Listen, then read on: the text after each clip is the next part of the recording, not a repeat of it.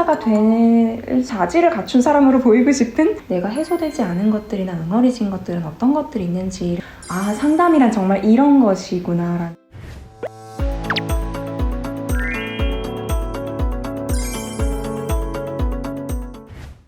안녕하세요. 한국상담심리학회 홍보위원 최현정입니다. 안녕하세요. 상담심리사 1급 김지은입니다. 반갑습니다. 반갑습니다. 오늘의 주제는 상담사에게도 상담이 필요한가요? 입니다. 일단 OX 답변 주시죠. 결론부터 말씀을 드리면 상담자에게도 상담이 반드시 필요합니다. 상담자가 되려는 사람이 받는 상담을 우리 흔히 교육분석이라고 표현하는데요. 저는 좀 궁금했어요. 왜 이런 표현을 쓰지? 일단 저희가 심리치료, 상담과 심리치료 이론에 대해서 배울 때 제일 처음으로 등장하는 게 정신분석이잖아요. 네. 그래서 이제 프로이트에서부터 시작하는 역사를 이제 저희가 배우게 되는데, 정신분석가가 되려면 내담자의 그 문제라든지 증상이라든지 이런 것들을 거울처럼 분석가가 잘 비춰줄 수 있기 위해서는 내 안에 좀 걸리는 것이 없고 내가 내 안에 있는 모든 주제를 잘 다뤄야 한다라고 해서 정신분석가가 되기 위한 필수 수련 중에 하나가 바로 이제 상담자가 받는 상담이었습니다. 그래서 거기서 교육분석, 그냥 정신분석이지만 분석가가 되려는 사람들이 받는 분석이다라는 의미를 강조해서 교육분석이라는 단어가 이제 생기게 되었는데요. 그때는 정신분석으로 시작했지만 사실 지금 굉장히 다양한 이론적인 배경들이 있고, 그런 모든 이론들을 포괄해서 상담자가 받는 상담을 교육분석이라고 부르자. 하지만 그 교육분석이라고 해서 꼭 정신분석인 것은 아니다, 이렇게 정리할 수 있겠습니다. 네. 상담사이시지만 상담을 받으시나요? 그럼요. 저도 일단 계속 상담을 받고 있고요. 이제 수련생일 때도 상담을 받았고 지금도 받고 있는데, 수련생 때 상담을 받았다고 해서 지금 나의 모든 문제가 해결되고 하는 건 또 아니더라고요. 그때 발달 단계에 따라서도 제 개인적인 삶의 발달 단계도 있고 상담자로서의 발달 단계도 있고 그때 주제가 조금씩 달라져서 아무래도 상담을 받는 것이 저에게 훨씬 도움이 된다고 느껴서 이제 상담을 계속 받고 있습니다. 상담자가 되기 위해서 처음 상담을 받았던 나의 첫 교육 분석 어땠는지 혹시 기억하세요? 지금 생각하면 상담 선생님이 누구셨든지 간에 제가 너무 여러 마음을 안고 상담에 갔었던 것 같아요. 내가 상담 심리학 석사 과정생인데 이 선생님이 나를 어떻게 볼까? 이런 것 때문에 굉장히 긴장을 많이 하기도 했었고, 왠지 굉장히 뭔가 상담자가 될 수 있는 그런 자질을 갖춘 사람으로 보이고 싶은 그런 마음들, 그래서 막 이렇게 불안하고 삐쭉삐쭉한 상태로 상담에 갔었던 게 있었고요. 그 다음에 이제 내가 전문가를 만나니까, 심지어는 슈퍼비전이나 공개 사례 발표 같은 데서 이제 전문가 선생님들이 말씀하시는 걸 들으면 너무 통찰력 있으시고 너무 해안이 있으시고 바로 그 눈으로 저를 상담해서 이렇게 꿰뚫어 봐서 저의 근본적인 문제를 한 번에 알아차릴 수 있을 것 같은 그런 제가 환상도 갖고 있었던 것 같아요. 그래서 정말 온갖 기대와 불안과 많은 것을 안고 상담에 갔었지요. 그 상담이 어떤 방식으로 도움이 됐었나요? 아까 말씀드렸던 것 중에 제가 막 이렇게 상담자로서 좀 잘 보이고 싶은 그런 마음들을 가지고 이제 선생님 앞에 이렇게 앉아서 무슨 말씀 하시는지, 나를 어떻게 보는지 이런 것들을 신경 쓰고 있는데, 아, 내담자가 정말 내 앞에 이렇게 앉아 있겠구나, 이런 생각이 들고, 네. 상담 힘든 얘기 하러 오는 건데 뭐 그렇게 상담자 신경 쓰세요 라고 그 전에 생각을 했는데, 이게 막상 사람 대 사람이 어쨌든 만나는 건데 잘 보이고 싶은 마음 때문에 이게 쉽지 않구나 라는 걸 제가 내담자 경험을 통해서 알게 된 거죠. 말씀하신 것처럼 상담자가 되려는 사람이 내담자로서 경험을 쌓는 것도 아주 의미가 크다고 느끼거든요. 저도 개인적으로 상담을 받으면서 상담사가 나에게 했던 어떤 말이 내가 이렇게 받아들여지는구나, 내담자로서 상담사의 언어를 받아들이는 경험이 상담사로 앉아있을 때 내담자가 내 말을 어떻게 받아들일지에 대해서 헤아리는데 많은 도움이 됐던 것 같아요. 상담사가 말을 길게 하면 내담자가 지루해하겠지 하는 것도 내담자 경험을 하면서 알아낸, 경험으로 체득한 상담자로서 피해야 할 몇 가지 중에 하나, 이렇게 정리가 되는 것 같아요. 훌륭한 교훈입니다.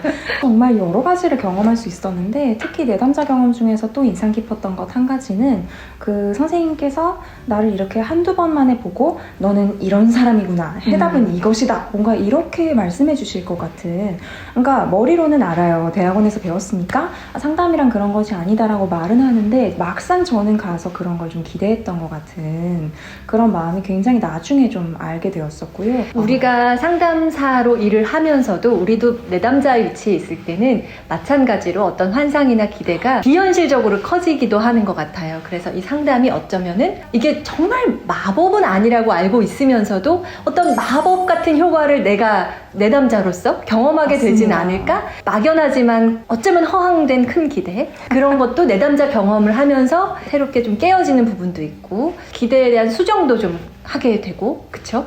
맞아요. 그래서 선생님이 뭔가 이야기를 했을 때 저를 100% 이해하고 이야기를 해주셨으면 좋겠는데 왠지 아닐 때 괜히 혼자 실망하면서 아 선생님 이 선생님 나랑 안 맞나? 아 이 선생님이 알고 보니 전문가가 아닌가? 이런 식으로 오만하게 생각을 했던 적도 있었는데 그러니까 첫 마디의 공감이 딱 저와 딱 만나는 느낌이 들지 않는다고 하더라도 이게 조금씩 조율을 하면서 결국은 이해에 이르고 그게 저에게 도움이 된다는 걸 발견을 했을 때 상담이라는 게 이렇게 한 번에 마술적으로 이루어지는 게 아니라 공감의 실패가 있어도 맞춰가면서 우리가 오히려 더 성숙하고 부요해지는 과정이구나라는 걸 많이 느낄 수가 있었습니다. 네. 상담자와 내담자가 딱 첫 만남에서 클릭하는 경우도 물론 있지만 반드시 그것이 정답이라고만도 말할 수가 없는 게 말씀하신 것처럼 조율의 과정 안에서 더 깊이가 깊어질 수 있을 수 맞아요. 있고요. 그런 경험들이 말하자면 내담자의 경험을 해봤기 때문에 그 순간 뭔가 불일치가 있고 서로 공감하지 못하는 것 같은 순간이 있더라도 그에 대해서 견딜 수 있는 힘도 맞아요. 예, 생길 수 있는 거죠. 너무 중요합니다. 특히 그 대인관계에서 조금 싫은 소리를 못하다가 어느 순간 이 사람이 좀 선 넘은 것 같아 손절할래 요즘 그런 말 정말 많이 쓰잖아요. 그런데 사실은 그게 아니라 대인관계에서 언제나 그 갈등 상황은 생길 수가 있고 그걸 조금씩 어떻게 조율을 하고 내가 조금 부정적이고 싫은 소리라고 생각해서 못했던 것도 상담자가 어느 정도 선까지 이야기를 해주는가 하는 것들을 보면서 제가 배우는 것도 있고 이 정도 갈등 있어도 우리 관계는 괜찮아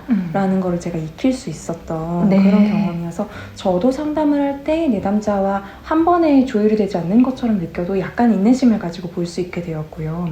그럼에도 불구하고 저랑 처음에 맞지 않는다고 느꼈어도 조금씩 맞춰주시면서 저를 인내심 있게 이제 따라와 주시는 상담 선생님을 보면서 상담이란 정말 이런 것이구나 라는 걸 많이 배울 수 있었던 경험이 됐습니다. 내가 상담사여도 지금 이럴 때는 일단 멈추고 상담을 받으세요 라고 할 수 있는 순간은 언제가 될까요? 정말 여러 가지 순간들이 있는데 교육 분석이 상담자가 받는 상담이라고 말씀드렸잖아요. 그렇기는 하지만 어쨌든 그 용어가 사용되어 온 역사가 있고 일단 상담과 교육 분석 굳이 나눠서 용어를 설명을 했을 때 상담은 내가 좀 힘든 일이 있을 때 혹은 내가 혼자선 잘 풀리지 않는 것들이 있을 때 상담을 받으러 가는 그러니까 상담자도 이런 상담을 받을 수 있다라는 게 하나가 있고요. 교육 분석이라고 했을 때는 상담 플러스로 내가 조금 더 나보다 전문가인 혹은 내가 배우고 싶은 바람직한 상담자의 롤모델을 학습할 수 있는 기회가 추가된 것이 교육 분석이라고 볼 수 있겠는데요. 네. 보통 이 교육 분석을 받아라 라고 이제 상담 수련생들에게 이야기를 하면 후자의 의미만 난 롤모델을 보러 가는 거고 난 상담 공부하러 가는 거고 내 개인적인 거 보는 건 아니야 이렇게 생각을 많이 하세요. 그러면 좀 방어벽이 세워질 수도 있을 것 같은데요. 그렇죠. 네. 내가 배우는 것도 있지만 상담자는 자기 자신이 도구이잖아요. 그래서 내 안에 뭐가 걸리는 것들이 있는지 내가 해소되지 않은 것들이나 응어리진 것들은 어떤 것들이 있는지를 먼저 알아야 효과적인 상담이 가능한데 그것들이 되지 않은 상태로 난 그냥 상담 배우러 가는 거야 이렇게 생각을 하고 가면서 효과가 없더라고요. 그래서 일단은 상담자가 개인적으로 힘든 일이 있을 때 조금 풀리지 않는 것들이 있을 때 내가 내 안에서 좀 혼자 해결하기 어려운 것들이 있을 때 그럴 때는 꼭 상담을 받았으면 좋겠다고 생각을 합니다. 우리가 내담자를 대할 때도 어려움이 있으면 종결한 사례라 하더라도 어려움이 있으면 언제든 다시 연락하세요 하잖아요. 그럼요. 그런 것처럼 내가 나에게도 어려움이 있을 땐 도움의 손길을 요청을 하는 게 맞다. 그럼요. 네. 매우 중요합니다. 이게 내 안에 조금 어지러운 것들이 해결이 되고 나면 내가 이만큼 여유 공간이 넓어졌구나 라는 걸 느낄 수가 있거든요. 네, 그게 네. 결과적으로 상담에도 도움이 되고 그러니까 내가 하는 상담에도 도움이 되기 때문에 받는 상담에 대해서 그렇게 거리낌이 없으셨으면 하는 마음이 있습니다. 더불어서 지금 만나는 내담자와의 관계 안에서 지나친 역전이가 일어나는 거 아닐까라는 걱정이 될 때 그때 상담을 받기도 하죠. 그럼요. 네. 뭔가 지금 만나는 내담자와 뭔가 잘 풀리지 않는데 이게 슈퍼비전을 받아도 해소가 안 된다라는 느낌을 받으면 정말 저는 교육 분석을 많이 추천을 합니다. 상담자의 소진을 예방하는 데 가장 효과적인 게 적절한 교육과 슈퍼비전이라고들 많이 이야기를 하잖아요. 문제는 슈퍼바이저가 슈퍼바이지를 만날 때는 개인사까지 건드리는 건 사실 한계가 있어요. 굉장히 무례하고 선 넘는 행위이기도 하고 상담자가 아닌데 당신의 이런 문제 때문에 지금 내담자를 만나는 게 힘든 게 아닌가요? 라고 이야기를 할 수는 없잖아요.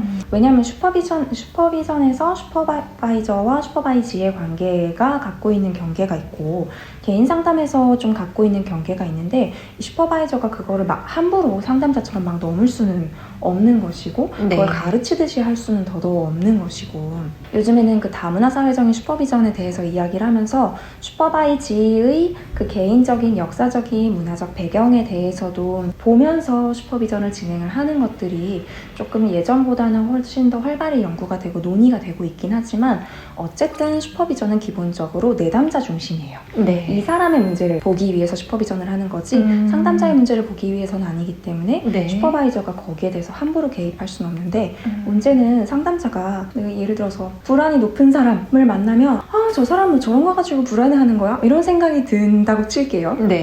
그러면 그냥 다른 사람들이 보기에 일반적으로 느낄 수 있는 수준의 불안이어도 저 사람은 너무 과도하게 불안한데? 이렇게 상담자가 생각하기 시작하면 상담이 효과적일 수가 없잖아요. 네. 그럴 때 슈퍼바이저가 함부로 좀 개입하지 못하는 영역에 어려움이 있을 때 나의 문제가 얽혀 있을 수 맞습니다. 있음을 상담자가 자각하고 본인이 상담을 찾는 게 필요하다.